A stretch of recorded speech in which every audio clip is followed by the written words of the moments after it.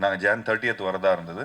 But ஏதோ ஒரு விதத்தில் எங்களுக்கு வந்து இந்த Jan 15ங்கிற ஒரு டேட் அமைஞ்சிருக்கு. ஸோ தேட்டருக்காரங்களாமே இந்த மாதிரி படங்கள் ஒரு படம் வந்து ஒரு வாய்டு இருக்கிறதுனால எங்களுக்கு அந்த ஒரு தேட்டர் ஒரு சின்ன ஒரு திடீர்னு இப்போ நிறைய தேட்டருக்காரங்களாம் ஃபோன் பண்ணுறாங்க அப்படின்னு முத்து அப்படின்னு சொல்லிட்டு இருக்காரு.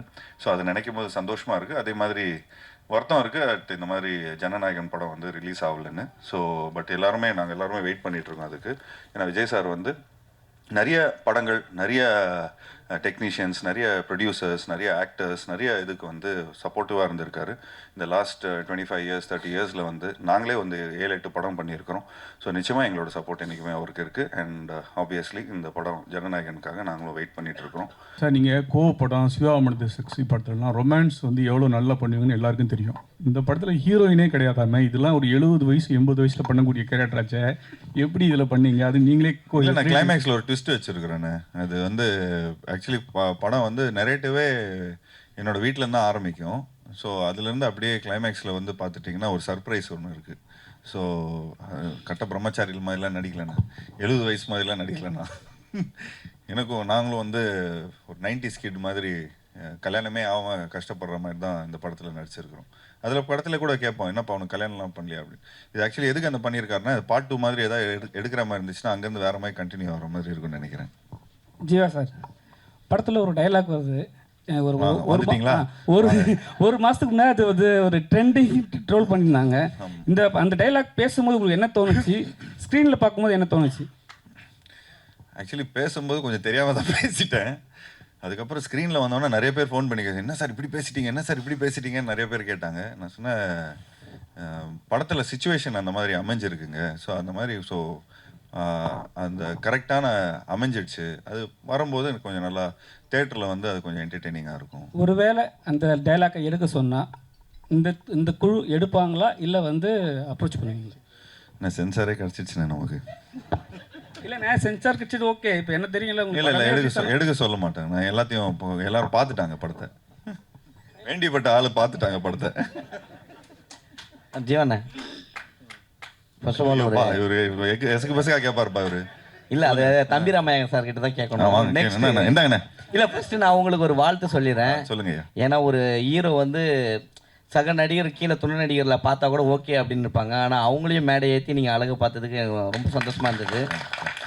இது நாங்கள் வந்து கிரிக்கெட் பிளேயர்ஸுங்க. ஸோ அதனால் ஒரு 11 பேரோடு, இதில் 16 பேரோட தான் போவோம்.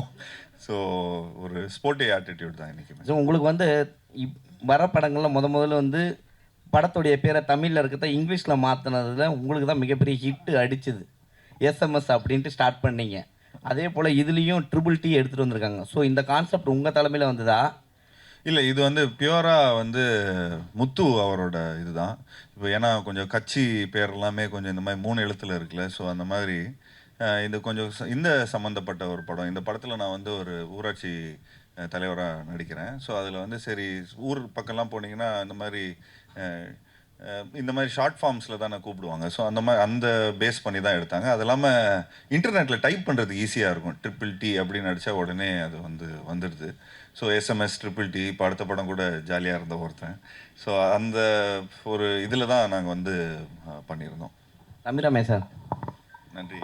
இப்போ பேசும்பொழுது நீங்கள் சொன்னீங்க, எங்களுக்கு வந்து சென்சார் சர்டிஃபிகேட் யூஏலாம் கொடுத்துட்டாங்க, யூ சர்டிஃபிகேட்லாம் கொடுத்துட்டாங்கன்னு சொன்னீங்க.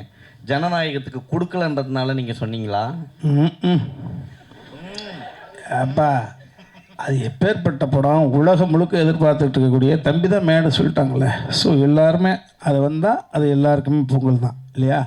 அது மட்டும் இல்லை, இவ்வளோ பெரிய தமிழ் இண்டஸ்ட்ரியுடைய வியாபாரத்தை மிகப்பெரிய அகலப்படுத்தினதில் ரஜினி சாருக்கு, கமல் சாருக்கு, அதுக்கு அடுத்த தலைமுறையில் விஜய் சாருக்கு ஒரு பெரிய பங்கு இருக்குது இல்லையா? இவ்வளோ பெரிய கலெக்ஷன்.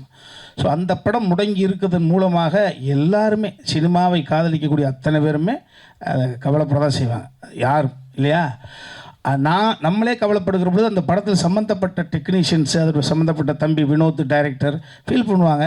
ஸோ அது வந்து படம் ரிலீஸ் பண்ணக்கூடாதுன்னு சொல்லல, கொஞ்சம் தாழ்த்தி வருது, அவ்வளோதான். பட் அதை அக்செப்ட் பண்ணக்கூடிய அளவுக்கு தான் எல்லாருக்குமே மெச்சூரிட்டி இருக்குது. ஆமாம், ஜனங்களின் நாயகன் அந்த படம் வருகிற பொழுது எல்லோரும் கொண்டாடுவாங்க, அவ்வளோதானே. இது ஜீவா சார் வந்து மெயின் போர்ஷனாக நடிக்கிறாரு, ஆனால் டைட்டிலில் உங்கள் பேர் தான் வச்சுருக்காங்க. அதை பற்றி என்ன நினைக்கிறீங்க? எப்படி அப்பா எல்லாருக்கும் மூளையில் இருக்கும், தம்பி உனக்கு நடுவில் இருக்குப்பா. அது இல்லை இது ஒரு நிகழ்வுக்காக நாங்கள் துபாயில் போயிட்டு இருந்தோம். தம்பி முத்துக்குமார் ஹீரோ சார் நாங்களாம் வருகிற பொழுது 2-3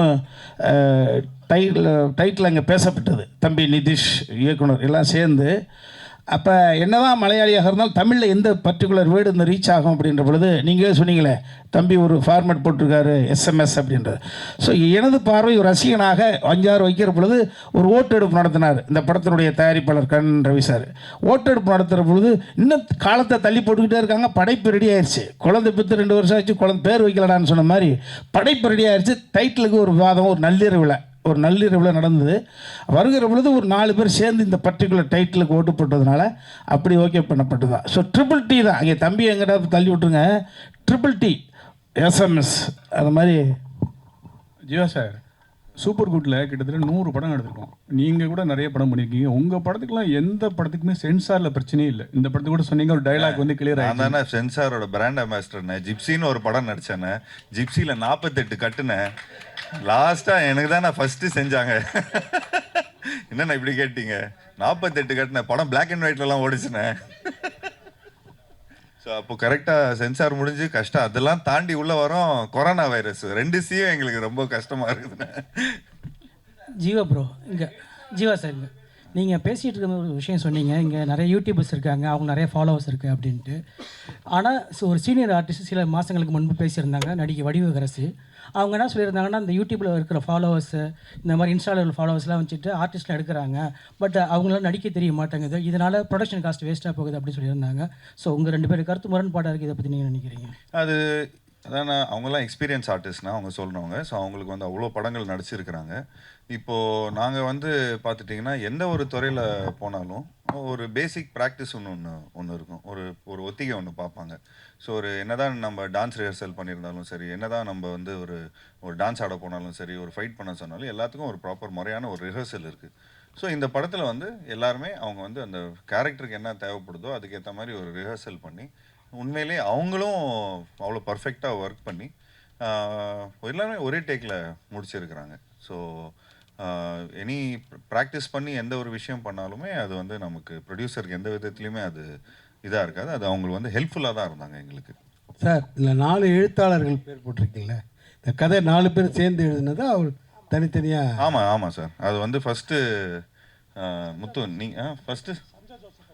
ஃபஸ்ட்டு சஞ்சய் ஜோசப். அவர் ரூம் போட்டு 45 நாள் இருந்தார். ஒவ்வொரு நாளும் ஒவ்வொரு சீன் அமுச்சிக்கிட்டே இருப்பார். அண்ட் இது இப்போ மலையாளம் இண்டஸ்ட்ரியில் அந்த ஒரு இது இருக்குல்லண்ணே. இப்போ சாதாரண ஒன்லி தமிழ் இண்டஸ்ட்ரியில் தான் கதை, திரைக்கதை, வசனம், டைரக்ஷன், எடிட்டிங் என்னென்ன.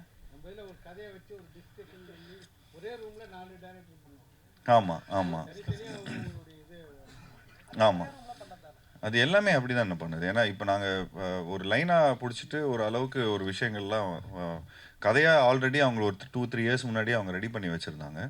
அப்புறம் நிறைய கேரக்டர்ஸ் இருக்கிறாங்க. ஸோ நிறைய அவங்க இப்போ தம்பிராமையான வந்து இன்றைக்கி வேறு ஒரு டைலாக் அடித்து விட்டுருவார் கதைக்கு சூப்பராக இருக்கிற மாதிரி. உடனே என்னப்பா செம்மையாக பேசிட்டாரு, இப்போ நம்ம அதை விட பெட்டராக ஒரு லைன் கொடுக்கணும், அதை விட பெட்டரான ஒரு சீன் கொடுக்கணும் அண்ணனுக்குன்னு சொல்லி அப்படியே டெவலப் பண்ணிகிட்டே வருவாங்க.